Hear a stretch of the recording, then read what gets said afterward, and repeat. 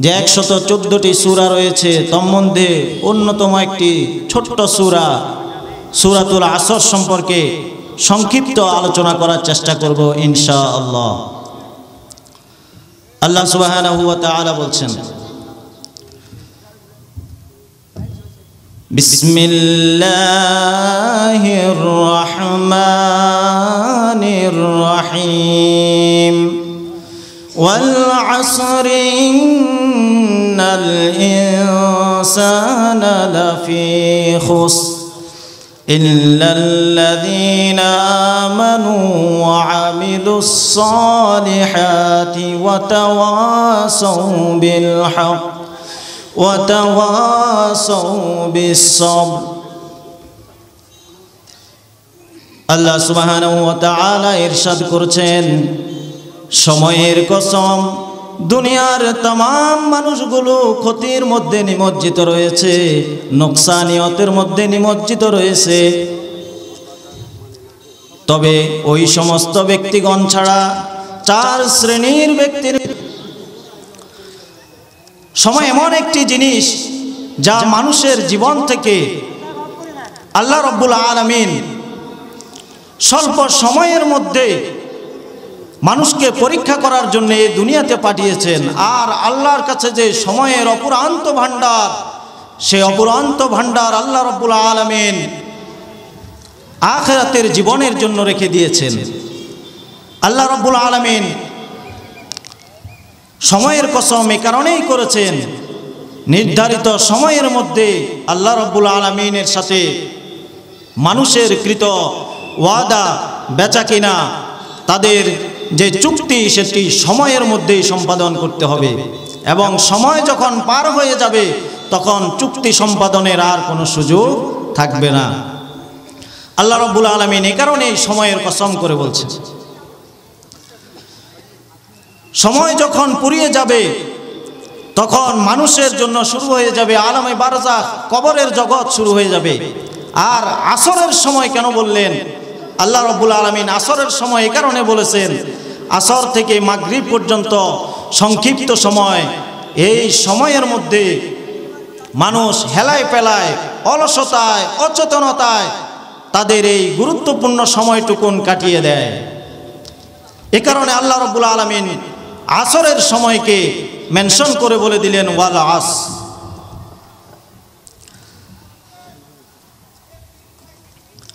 আল্লাহ রাব্বুল আলামিন সময়ের প্রতি মানুষকে গুরুত্ব আরোপ করেছেন। এ কারণে দুনিয়ার মধ্যে আমরা দুনিয়ার সকল কাজে আমরা সময়ের গুরুত্ব বুঝি, কিন্তু আখিরাতের কোনো কাজে আমরা সময়ের গুরুত্ব বুঝি না।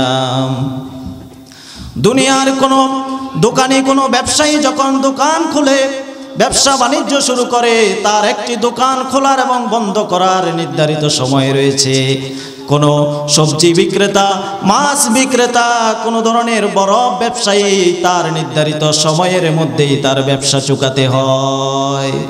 দুনিয়ার মধ্যে আইসক্রিমের ব্যবসায়ী আপনারা দেখেছেন, নির্ধারিত সময়ের মধ্যে যদি তার আইসক্রিম যদি সে বিক্রি করতে না পারে, অসচেতনতায়, অবহেলায় কিছুক্ষণের মধ্যে গলে যায়, তাহলে সে তার ব্যবসার মধ্যে নোকসানিয়ত অর্জন করলো, সফলতা অর্জন করলো না।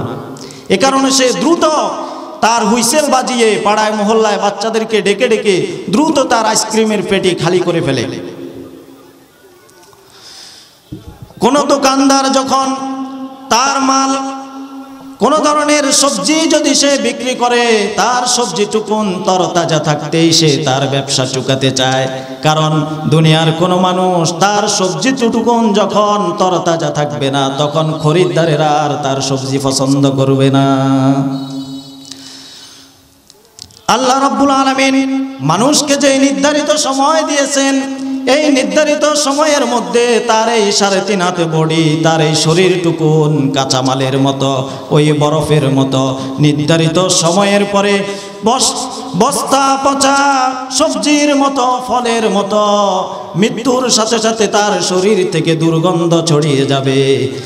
দোকানদারের মাল ফেরত সময়ের মধ্যে বিক্রি করতে না পারলে যেমন তার নোকসানিয়ত, দুনিয়ায় মানুষের নির্ধারিত হায়াতের মধ্যে যদি আল্লাহর সাথে চুক্তি সম্পাদন করতে না পারে তার নোকসানিয়ত। কাঁচামালের মতো, সবজির মতো, বরফের মতো আমার আপনার দেহ পচে যাবে। প্রাণ পাখি যখন উড়ে যাবে, আজরাইল যখন আমার কাঁধে সওয়ার হয়ে যাবে, তখন আমার এই 3.5 হাতে বডির আর কোনো মূল্য থাকবে না। শীতের রাতে দামি কম্বল মুড়িয়ে ফজর কাজা করার আর সুযোগ থাকবে না। যত শীতের মধ্যে, কঠিন শীতের মধ্যে, বন্যার মধ্যে, আমাবস্যার মধ্যে যদি কেউ মারা যায়, তার এই 3.5 হাতে বডিকে আর কেউ ঘরে সংরক্ষণ করবে না, কারণ তার সময় ফুরিয়ে গেছে, তাকে নিয়ে যাবে বাসতলায়। এ কারণে আল্লাহ রাব্বুল আলামিন সময়ের কসম করে জানিয়ে দিলেন, দুনিয়ার সকল মানুষগুলো ওই ব্যবসায়ীদের মতো ক্ষতির মধ্যে নিমজ্জিত রয়েছে, তবে 4 শ্রেণীর মানুষ ব্যতীত যারা খুব চালাক। ওই 4 শ্রেণীর মানুষ হচ্ছে আসল চালাক। অবশ্যই দুনিয়ার বোকাগুলো, দুনিয়ার খোদাদ্রোহী তাগুতগুলো, অবিশ্বাসীরা মনে করে যারা আল্লাহর পথে সংগ্রাম করে, ইমানের পরিচয় দিয়ে, ইমানের পরীক্ষা দিয়ে যারা উত্তীর্ণ হয়ে যায়, ফাঁসির কাষ্ঠে যারা চলে যায়, যারা সেই মিশরের হাফেজে কোরআন প্রেসিডেন্ট ডক্টর মুরসির মতো প্রেসিডেন্ট ভবন ছেড়ে দিয়ে, তার রাষ্ট্রের প্রধানের মর্যাদা ছেড়ে দিয়ে হাসি মুখে যারা ফাঁসির কাষ্ঠে চলে যায়, হাফেজে কোরআন ডক্টর আফিয়া সিদ্দিকার মতো মেয়েরা দুনিয়ার লোভ লালসাকে ছেড়ে যখন আমেরিকার কারাগারে পৌঁছে যায়, ইমানের পরিচয় যখন দেয়, 1450 বছর আগের গল্প বললে আজকের মুসলমানের বিশ্বাস নাও হতে পারে। তাই ক্ষণিক কিছুক্ষণ আগের উদাহরণ দিয়ে আপনাদেরকে স্মরণ করিয়ে দিতে চাই, আজও দুনিয়ার জমিনে বেলালের মতো, খাব্বাবের মতো, আম্মারের মতো, আবু যর গিফারের মতো মুমিন মুজাহিদা জীবন দিয়ে যায়। আর যারা বাস্তবিক পক্ষে যারা বোকা, তারা মনে করে ওই লোকগুলো কতই না বোকা, দুনিয়ার ক্ষমতা ছেড়ে, দুনিয়ার জৌলুস ছেড়ে, অহংকার ছেড়ে, প্রতিপত্তি ছেড়ে তারা বোকার মতো ফাঁসিতে ঝুলে যায়। অথচ আল্লাহ রাব্বুল আলামিন বলছেন, যারা আল্লাহর রাস্তায় জীবন দিয়ে দেয়, তাদের জীবনটুকুন যখন খোদাদ্রোহীরা নিয়ে যায়, তখন তাদের কাছে পিঁপড়ার কামড়ের মতো ব্যথা অনুভব হয় না। তারা হাসতে হাসতে আল্লাহর জান্নাতে চলে যায়। কিন্তু দুনিয়ার মানুষ মনে করে তারা বোকা। আসলে এরাই হচ্ছে আল্লাহর ইমানের দাবিতে সত্যবাদী। আল্লাহর ইমানের দাবিতে সত্যবাদী হতে হবে। কোনো মানুষ যদি বলে আমি ঈমান এনেছি, তাহলে আল্লাহ রাব্বুল আলামিন তাকে ছেড়ে দিবেন না। আল্লাহ রাব্বুল আলামিন বলছেন, ক্বালু আমান্না ওয়া ইযা খালাউ ইলা শায়াতিনহিম ক্বালু ইন্না মাআকুম ইন্নামা নাহনু মুস্তাহজিউন। তোমাদের সমাজে, তোমাদের পরিবারে, তোমাদের মহলে আমি আছি, তোমাদের দলে, তোমাদের সকল কর্মসূচিতে। এরা হচ্ছে মুনাফিক, যারা সাময়িক মানুষকে দেখানোর জন্য স্লোগানে যোগ দিবে, মিছিলে যোগ দিবে, সত্যের পতাকা তুলবে, পেছনের দরজা দিয়ে ষড়যন্ত্র করবে। ইসলামকে, রাসূলের আদর্শকে যারা ছোট করার জন্যে রাষ্ট্রীয়ভাবে, সামাজিকভাবে, বিভিন্নভাবে তাদের কর্মতৎপরতা চালিয়ে যাবে, তারা হচ্ছে মুনাফিক। আর মুনাফিকের স্থান হচ্ছে জাহান্নামের তলদেশে। ইন্নাল মুনাফিকিনা ফিদ দারকিল আসফালি মিনান নার। মুনাফিকের স্থান আল্লাহর জাহান্নামের, দুনিয়ার জমিন থেকে অনেক নিচে আল্লাহ জাহান্নাম বানিয়ে রেখেছেন, তারও অনেক তলে অতল গহ্বরে। সম্মানিত হাজিরিন, আমাদের মাঝে আমাদের আজকের বিশেষ আকর্ষণ আস্তাজুল উসাতিজা হযরতুল আল্লাহ বিশিষ্ট মুহাদ্দিস, হাদিস গবেষক হযরত মাওলানা মুহাদ্দিস রফিকুল্লাহ আফসারী হাফিজাহুল্লাহ এসে উপস্থিত হয়েছেন। আমরা মাহফিলের পক্ষ থেকে হযরতকে আন্তরিক মুবারকবাদ, ধন্যবাদ জানাচ্ছি। সকলে বলি আলহামদুলিল্লাহ। হযরত বাদ মাগরিব বয়ান করবেন। আমরা যারা এখনো এদিক সেদিক ঘোরাফেরা করছি আমরা অতি সত্বর মাহফিলের প্যান্ডেলে চলে আসি।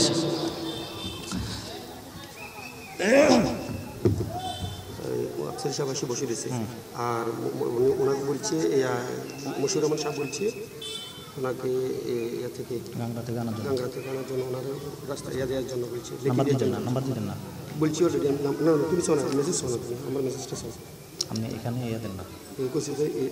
আল্লাহ রাব্বুল আলামিন তাদেরকে পরীক্ষা করা ছাড়া ইমানের অ্যাসাইনমেন্ট জমা দেয়া ছাড়া তাদেরকে ছাড়পত্র দিবেন না। পরীক্ষায় যদি কোনো ছাত্র এসএসসিতে এইচএসসিতে যদি তার প্রি টেস্ট মডেল টেস্ট নির্বাচনী পরীক্ষায় এ প্লাস গোল্ডেন পেয়ে যায়, তার শিক্ষকগণ তার থেকে প্র্যাকটিক্যাল পরীক্ষা নেয় যে সে কি আসলে বাস্তবিক সে মেধাবী, সে কি নিজের থেকে লিখেছে নাকি কপি পেস্ট করে মেরে দিয়েছে। এটি শিক্ষক যাচাই বাছাই করার জন্য তার থেকে প্র্যাকটিক্যাল পরীক্ষা নিয়ে থাকে। আল্লাহ সুবহানাহু ওয়া তাআলাও প্র্যাকটিক্যাল পরীক্ষা নিয়ে থাকেন। দুনিয়ার সব কিছুতে আমরা বিশ্বাস করি, দুনিয়ার প্র্যাকটিক্যাল পরীক্ষায় বিশ্বাস করি। ইমানের প্র্যাকটিক্যাল পরীক্ষার কথা বললে মুমিন মুসলমানরা পেছনের দরজা দিয়ে আস্তে করে লুকিয়ে যায়। এই সমস্ত বৈশিষ্ট্য আছে না নাই? আছে, ইমানদারদের মধ্যে আছে। যখন ইমানদারদেরকে ইমানের প্র্যাকটিক্যাল পরীক্ষা দিতে বলা হয় তখন তাদেরকে আর মাহফিলের প্যান্ডেলে পাওয়া যায় না, ইমানের দাবিতে রাজপথে পাওয়া যায় না, ইমানের দাবি নিয়ে সংসদে কথা বলতে তাদেরকে পাওয়া যায় না। বিভিন্ন দুনিয়ার ফুলুস কামানোর জন্যে ইমানের দাবি রেখে, ইমানের হাকিকত রেখে শুধু মুখে মুখে বলে হুজুর মাহফিলের প্যান্ডেলে এসেছি, ওয়াজ করতেছি, আপনাদের সাথে আছি, কিন্তু বাস্তবিক প্র্যাকটিক্যাল পরীক্ষায় নাই। তাহলে প্র্যাকটিক্যাল পরীক্ষায় যদি ফেল করে সেই ডাক্তার রোগীকে সুচিকিৎসা দিতে ব্যর্থ হয়ে রোগীকে কবর জগতে পাঠিয়ে দিবে। এই সমস্ত মুমিন যারা ইমানের প্র্যাকটিক্যাল পরীক্ষায় যারা উত্তীর্ণ হবে না তারা আল্লাহর জান্নাত লাভ করবে না, তারা মুনাফিকের কাতারে নাম লিখিয়ে আল্লাহর জাহান্নামের অতল গহ্বরে চলে যাবে। 1450 বছর আগে হযরতে বেলালের কথা, হযরতে আম্মারের কথা যদি আমরা বলি তারা কিভাবে ইমানের প্র্যাকটিক্যাল পরীক্ষা দিয়েছেন। হযরতে বেলাল আল্লাহর উপরে ঈমান আনার কারণে মক্কার উত্তপ্ত বালির মধ্যে কাফেররা, খোদাদ্রোহীরা, বেঈমানরা তার চামড়াগুলো ঝলসে দিয়েছে। উত্তপ্ত বালির মধ্যে হযরতে বেলালকে শুয়ে দিয়ে তার পিঠের চামড়াগুলোকে ঝলসে দিয়েছে। বড় বড় পাথরগুলো তার বুকের মধ্যে চাপা দিয়ে, কারণ সে ছিল কৃতদাস, সে ছিল অসহায় গরিব পরিবারের সন্তান। চেহারা সুন্দর ছিল না, যদিও তার চেহারা সুন্দর ছিল না, তার মনটা ছিল অত্যন্ত সাদা। কিন্তু তার লেবাস পোশাকে বেশভূষায় যদিও বড় ইমানদারের পরিচয়, তার গাম্ভীর্য এবং আভিজাত্যের পরিচয় নাই। কিন্তু রাসূল করিম সাল্লাল্লাহু আলাইহি ওয়াসাল্লাম যখন মেরাজের রজনীতে আল্লাহর আরশে আজিমে গেলেন, সেখানে ঠক ঠক ঠক ঠক করে আওয়াজ শুনতে পেলেন। রাসূল করিম সাল্লাল্লাহু আলাইহি ওয়াসাল্লাম হযরতে জিবরাইলকে জিজ্ঞেস করলেন, ভাই জিবরিল, কার পায়ের আওয়াজ শোনা যায়? হযরতে জিবরিল রাসূল করিম সাল্লাল্লাহু আলাইহি ওয়াসাল্লামকে জানিয়ে দিলেন, ওগো নবী, আর কেউ নয়, আপনার সেই কৃতদাস সাহাবী বেলাল। হযরতে বেলাল দুনিয়ার জমিনে মৃত্যুবরণ করার আগেই তার পায়ের আওয়াজ জান্নাতের মধ্যে শোনা যায়, কারণ সে ঈমানের প্র্যাকটিক্যাল পরীক্ষায় উত্তীর্ণ হয়ে গিয়েছে। হযরতে বেলালকে যতই নির্যাতন করা হয়েছে, হযরতে বেলাল বলেছে, আহাদ আহাদ, আমি এক আল্লাহে বিশ্বাস করি, আল্লাহর আইনে বিশ্বাস করি, আল্লাহর কোরআনে বিশ্বাস করি, আল্লাহর বিধানে বিশ্বাস করি, খোদাদ্রোহী সকল মতবাদকে আমি পায়ে পদদলিত করি।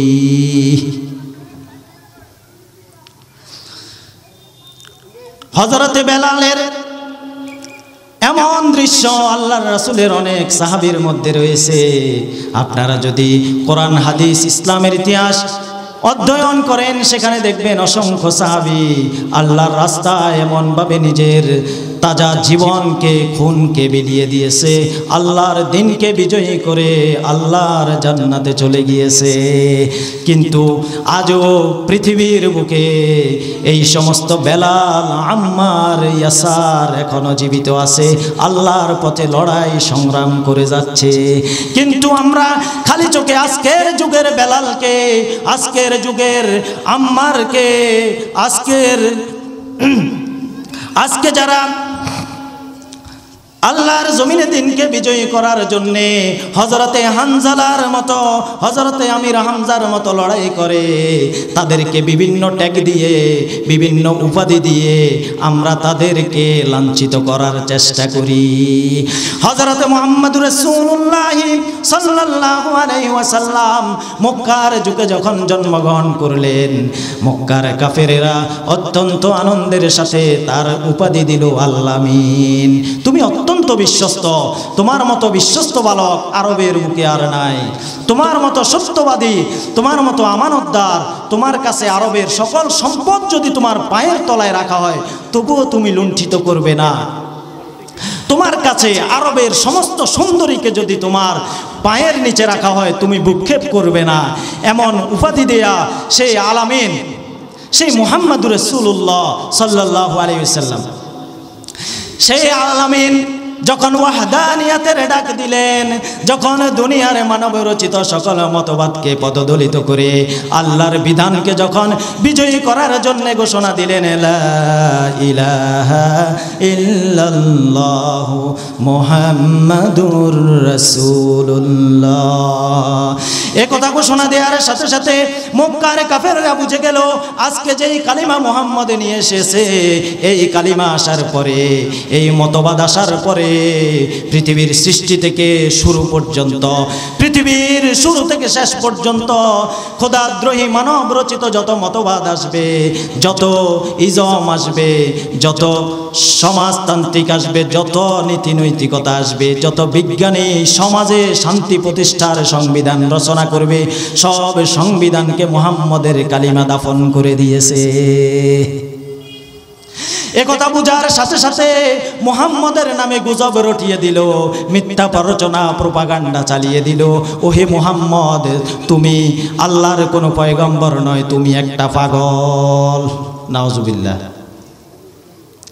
যাকে কিছুদিন আগে বলল তুমি আল-আমিন, তুমি বিশ্বস্ত, তুমি সমাজের, গ্রামের সবচেয়ে ভালো ছেলে, তুমি রাষ্ট্রের সবচেয়ে ভালো ছেলে, এই রাষ্ট্রে তোমার অনেক অবদান, দুদিন পরে যখন তার মুখ থেকে খোদার বিধানের উচ্চ আওয়াজ, বুলণ্ঠিত আওয়াজ যখন আসলো, খোদাদ্রোহী মানব রচিত বিধানকে যখন সে ভ্রুক্ষেপ করল না, তখন তার বিরুদ্ধে অপবাদ, অপপ্রচার চালিয়ে দিল।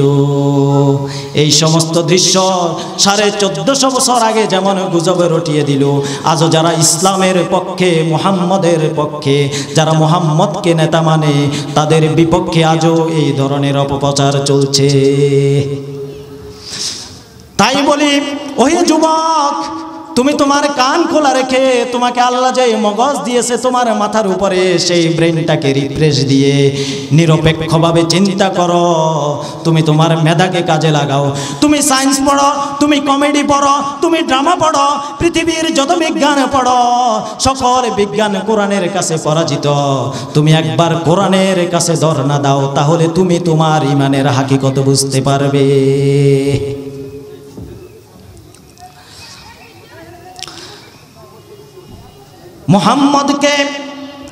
মুহাম্মদ যেদিন 5-6 জন মানুষ নিয়ে কাবার চত্বরে মিছিল দেয়া মুহাম্মদ 630 খ্রিস্টাব্দে 30 লক্ষ সাহাবীকে নিয়ে মক্কা বিজয় করলেন, তখন খোদাদ্রোহীরা দিশেহারা হয়ে তার বিরুদ্ধে অপপ্রচার আরো বাড়িয়ে দিল। ইসলামের যখন জয় জয়কার দেখবে এক শ্রেণীর গোপন মুনাফিক, তারা তখন আরো বেশি উৎফুল্ল হয়ে যাবে, আরো বেশি শক্তি নিয়োগ করে ইসলামের বিরুদ্ধে অপপ্রচার চালাবে। মুহাম্মদ যেদিন 30 লক্ষ সাহাবী নিয়ে মক্কার বুকে অভিমুখে অভিযাত্রা প্রেরণ করলেন, তখন আবু জাহেল, উতবা, সাইবার উত্তরসূরিরা গুজব রটিয়ে দিল, মুহাম্মদ আজকে মক্কার সবাইকে মেরে ফেলবে। মক্কার বুকে যারা মুহাম্মদকে নির্যাতন করে মক্কায় থাকতে দেয় নাই, জন্মভূমিতে থাকতে দেয় নাই, যারা মুহাম্মদকে মদিনায় পাঠিয়ে দিয়েছে, আজকে মুহাম্মদের সুসময় হয়েছে, আজকে মুহাম্মদের সময় ফিরে এসেছে, আজকে মুহাম্মদ তার জন্মভূমিতে ফিরে এসেছে। সুতরাং মুহাম্মদ সবার গর্দান নামিয়ে ফেলবে। এই সমস্ত গুজব যখন রটিয়ে দিল, তখন এক বুড়িমা গল্পে আমরা পড়েছি, ভয়ে মুহাম্মদের ভয়ে তার ফুটলি সহ সয় সম্বল সহ মক্কা ত্যাগ করার জন্যে তিনি অভিযানে নেমে গেলেন। প্রতিমধ্যে মুহাম্মদের সাথে সাক্ষাৎ হয়ে গেল এই বুড়িমার। মুহাম্মদ বললেন, বুড়িমা তুমি কোথায় যাও? বুড়িমা বললেন, আমি কিছুদিন আগে এই অঞ্চলের এক যুবক মুহাম্মদের পথে সব সময় কাটা বিছিয়ে দিতাম, তাকে নির্যাতন করতাম, তাকে আমি বিভিন্নভাবে আমি হয়রানি করতাম। আজকে নাকি মুহাম্মদ তার সুসময় ফিরে এসেছে, সে নাকি মক্কা বিজয় করেছে, 30 লক্ষ সাহাবীর বহর নিয়ে মক্কায় প্রবেশ করেছে। আজকে মক্কার কোনো মানুষকে সে জীবিত রাখবে না, আমি তাই সেই মুহাম্মদের ভয়ে আমি পালিয়ে যাচ্ছি। মুহাম্মদ বললেন, ও বুড়িমা, তুমি যা শুনেছ তা বাস্তবতার সাথে কোনো মিল নেই। তুমি যেই মুহাম্মদের ভয়ে মক্কা ছেড়ে পালিয়ে যাচ্ছ, আমি হলাম সেই মুহাম্মদুর রাসূলুল্লাহ সাল্লাল্লাহু আলাইহি ওয়াসাল্লাম। ও বুড়িমা, তোমার ফুটলিটা আমার মাথায় দাও, বয়সের সাথে তোমার শরীরটা নুয়ে গেছে, তুমি এই ফুটলি নিয়ে পালিয়ে যেতে পারবে না, তোমাকে আমি সহায়তা করি, তোমার ফুটলিটা আমার তো মাথায় দাও, তোমাকে আমি তোমার ঘরে পৌঁছে দিই। এটি হচ্ছে মুহাম্মদের আদর্শ। মুহাম্মদের নামে যতই অপপ্রচার করা হোক, মুহাম্মদের আদর্শ এই পৃথিবীতে বাস্তবায়িত হবেই হবে, এতে কোনো সন্দেহ নেই। সুতরাং আজও যারা ডক্টর আফিয়া সিদ্দিকাকে কারাগারে প্রেরণ করে ইসলামকে দমিয়ে দিতে চায়, তাদের মনোবাসনা পৃথিবীর বুকে কায়েম হবে না। 1400 বছর আগের উদাহরণ দিলে অনেকেই মনে করে অনেক আগে পড়েছি, ইতিহাসের বইটা এখন হারিয়ে গিয়েছে, চটপটির দোকানে চলে গেছে, এসকেরা ব্যবসায়ীর কাছে চলে গেছে, হুজুর মনে হয় মিথ্যা ইতিহাস বলতেছে, তাই 1400 বছর আগের ইতিহাস একটু কম বলি। আজকের যুগে গত কিছুদিন আগে গুজব রটিয়ে দিল, রাজশাহী বিশ্ববিদ্যালয়ের মধ্যে আল্লাহর কোরআনের সৈনিকেরা যখন রাত্রিবেলায় আল্লাহর দরবারে কান্নাকাটি করার জন্য তারা সমবেত হলো, তখন বাইরে থেকে নিরাপত্তার স্বার্থে তাদেরকে পাহারা দিচ্ছিল। একদল বলল, ভিতরে নাকি শুনলাম লোকজন তাণ্ডব লীলা চালানোর জন্য প্রস্তুতি নিচ্ছে। তখন এক কর্মকর্তা বলল, তুমি গিয়ে দেখে আসো সেখানে কি হচ্ছে। একজন গিয়ে পরিস্থিতি দূর থেকে অবলোকন করলো, ভিতরে কান্নার আওয়াজ আসছে। সে বাইরে এসে তার অফিসারকে বলল, স্যার ভিতরে কান্নার আওয়াজ আসছে, মানুষগুলো ফুপিয়ে ফুপিয়ে কাঁদছে, মনে হয় তাণ্ডবকারীরা, ষড়যন্ত্রকারীরা মনে হয় অস্ত্র ট্রেনিং দিতে গিয়ে সেখানে তাদের কোনো সহপাঠীকে মেরে ফেলেছে। তখন অফিসার বলল, কি বলো, তোমরা বাইরে দাঁড়িয়ে থাকো, আমি গিয়ে দেখে আসি সেখানে কি হচ্ছে। সেই অফিসার ভিতরে ঢুকে গেলেন। তারা লাইটগুলো বন্ধ করে অন্ধকার পরিবেশের মধ্যে ওই কোরআনের সৈনিকগুলো বলছে, রাব্বির হামহুমা কামা রাব্বায়ানি সগীরা। এই দোয়া যখন বলল, যার মা নাই বাবা নাই সে হু হু করে কেঁদে উঠলো। আর ভিতরে প্রবেশ করা সেই অফিসার তার মায়ের কথা, তার বাবার কথা স্মরণ করে সেও তাদের সাথে মুনাজাতে শরীক হয়ে তাদের দোয়ায় শরীক হয়ে গেল। অনেক সময় পর্যন্ত অতিবাহিত হওয়ার পরে বাহিরের অপেক্ষামান লোকজন বলছে, মনে হয় ভিতরের ওই অপরাধীগুলো আমাদের সিকিউরিটি ফোর্সের অফিসারকেও মনে হয় মেরে ফেলেছে। এরপরে ওই অফিসার বের হয়ে তার সহপাঠীদের সামনে আসলো। তারা বলল, স্যার আপনার এত দেরি হলো কেন? স্যার বললেন, আমার দেরি হয়েছে। আমি মনে করেছি তারা ষড়যন্ত্রকারী, তারা বিশৃঙ্খলাকারী। ভিতরে গিয়ে দেখলাম তারা তাদের মৃত বাবা মার জন্য দোয়া করেছে, তাহাজ্জুদ পড়ে, নফল পড়ে। আমি আমার বাবা মার কথা স্মরণ করে আমি তাদেরকে অ্যারেস্ট করার জন্য গিয়ে রাব্বির হামহুমা শুনে আমার মনটা গলে গেল, আমিও তাদের সাথে দোয়ায় শরীক হয়ে গেলাম। এই সমস্ত মুসলমানদের যারা কোরআনের সাথে থাকে, যারা সত্যের সাথে থাকে, যারা রাসূলের আদর্শকে গ্রহণ করে, তাদের বিরুদ্ধে গুজব, ষড়যন্ত্র সেই মুহাম্মদের বুড়ির গল্পের মতো আজও আছে না নাই? আছে। এরপরে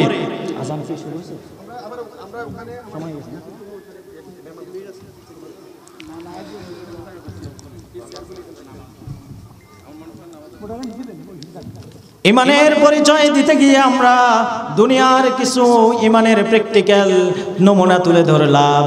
একটি যুদ্ধের সংক্ষিপ্ত কথা 1 মিনিটে বলে আমি আমার কথা শেষ করব।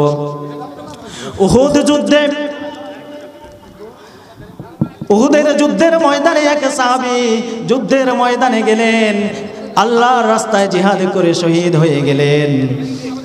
সকালবেলা যখন গুনে গুনে শহীদদের লাশগুলো হিসাব করা হচ্ছে, তখন 2 জন শহীদের লাশ পাওয়া যাচ্ছে না। হযরতে মুহাম্মদ রাসূলুল্লাহ সাল্লাল্লাহু আলাইহি ওয়াসাল্লাম বললেন, আমির হামজার লাশ কোথায়? আবু যর হানজালার লাশ কোথায়?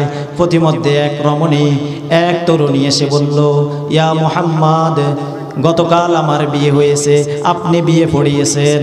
আমার স্বামী হানজালা যুদ্ধে এসেছে, সে মনে হয় নিহত হয়েছে, শহীদ হয়েছে, তার উপর গোসল ফরজ। আপনি তো আপনার সাহাবীদের মধ্যে যারা শাহাদাতের পেয়ালা পান করে তাদেরকে আপনি গোসল দেন না। হানজালার উপরে গোসল ফরজ, আপনি তাকে গোসল করিয়ে তারপরে দাফন করবেন। প্রতিমধ্যেই দূর থেকে এক সাহাবী চিৎকার দিতে দিতে এসে মুহাম্মদকে বললেন, ইয়া মুহাম্মাদুন আরাবিয়ুন, আমির হামজা এবং হানজালার লাশ পাওয়া গিয়েছে। মুহাম্মদ সাল্লাল্লাহু আলাইহি ওয়াসাল্লাম দৌড়ে গেলেন, সেখানে গিয়ে তিনি দেখলেন হযরতে হানজালার লাশ পড়ে আছে। মুহাম্মদ সাল্লাল্লাহু আলাইহি ওয়াসাল্লাম হযরতে হানজালার মাথায় হাত দিয়ে দেখলেন তার মাথা থেকে টপ টপ টপ টপ করে পানি পড়ছে। হযরতে হানজালা যখন আল্লাহর রাস্তায় শাহাদাতের পেয়ালা পান করলেন, নিজের জীবনকে বিলিয়ে দিলেন, আল্লাহ রাব্বুল আলামিনের দরবারে ওই নতুন বিবাহিত সৈনিকের কুরবানি এত বেশি কবুল হলো, আল্লাহ রাব্বুল আলামিন তাকে আরশে আজিমে নিয়ে গিয়ে জমজম কূপের পানি দিয়ে ফেরেশতার মাধ্যমে তাকে গোসল করিয়ে দিলেন। মুহাম্মদ রাসূলুল্লাহ সাল্লাল্লাহু আলাইহি সাল্লাম তার সাহাবীর ইমানের প্র্যাকটিক্যাল পরীক্ষা নাম্বার ভালো দেখে খুশি হলেন। সুতরাং আজও জীবনকে যদি ক্ষতির মধ্যে নিমজ্জিত করতে না চায়, তাহলে ইমান এনেছি বলে স্লোগান দিলে হবে না। ইমানের প্র্যাকটিক্যাল পরীক্ষায় উত্তীর্ণ হতে হবে। অত্যন্ত সচেতনভাবে, সজাগভাবে, দৃষ্টি খোলা রেখে ইমানের পরীক্ষায় উত্তীর্ণ হতে হবে। যেভাবে ফাঁসির মঞ্চে যাওয়ার আগে বাবা যখন সন্তানকে বলে, আমি মঞ্চে যাওয়ার সময় লুঙ্গি পরে যাব নাকি পায়জামা পরে যাব, সন্তান বলে, বাবা যখন তোমাকে খোদাদ্রোহীরা যখন তোমাকে ঝুলিয়ে ফেলবে, তখন তোমার নিচের অংশ কাঁপতে কাঁপতে তোমার সেলাইবিহীন সেই লুঙ্গিটি হয়তো খুলে যেতে পারে, শাহাদাতের মুহূর্তে তোমার সতর খুলে যেতে পারে। তুমি পায়জামার রশিটা শক্ত করে বেঁধে যেও, যাতে আল্লাহর দরবারে তুমি সুন্দর দুলা মিয়ার মতো তুমি পুরস্কার লাভ করতে পারো, হেসে হেসে জান্নাতে চলে যেতে পারো। এটি হচ্ছে বন্ধুগণ নগদ বাস্তবিক 1450 বছর আগের ইতিহাসের নমুনা। আল্লাহ রাব্বুল আলামিন আমাদেরকে ক্ষতির থেকে বাঁচার জন্যে প্রতিনিয়ত যখনই যার সাথে দেখা হবে সূরা আসর তেলাওয়াত করার তৌফিক দান করুন। সকলে বলি আমিন। এবং ইমানের শুধু মুখে স্বীকৃতি নয়, বাস্তবে প্রমাণ করার তৌফিক দান করুন। এবং আরও যে 3টি গুণ, আমলে সালেহাত করার এবং সৎ কাজের আদেশ এবং ধৈর্যের নসিহত করার যে আদেশ, সেই আদেশগুলো নিজেদের জীবনে বাস্তবায়ন করার তৌফিক দান করুন। সকলে বলি আমিন। ওমা তৌফিকি ইল্লা বিল্লাহ। আসসালামু আলাইকুম ওয়া রাহমাতুল্লাহি তাআলা ওয়া বারাকাতুহু।